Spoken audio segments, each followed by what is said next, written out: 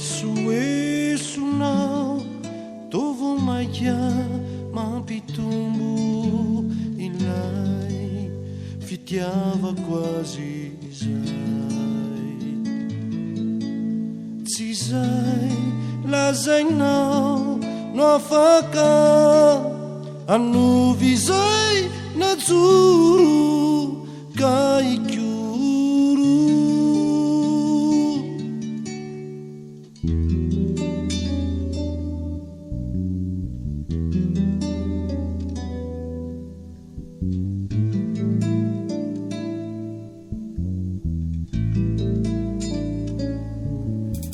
Naniry na kulalana na isi fandarana de tiku izy kutia zahay tsy saraka faraninay mafiorina tsy vorodana fititena matotra vita farotra.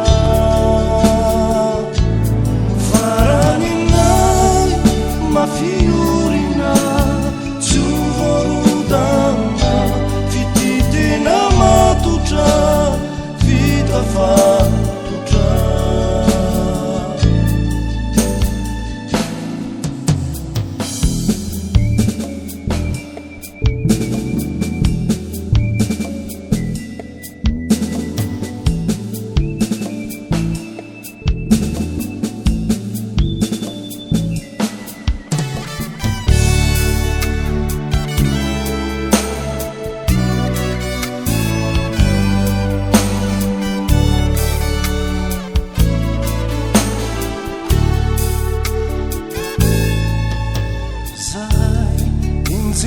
Inao tovo maika mifankati mitombo sy mafany ilay fity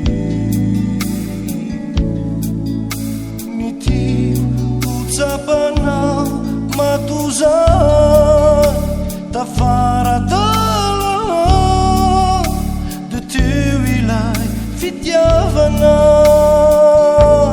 Nizana sazy sy andidy na umami una angidy te tiku izy kutia zay tsy saraka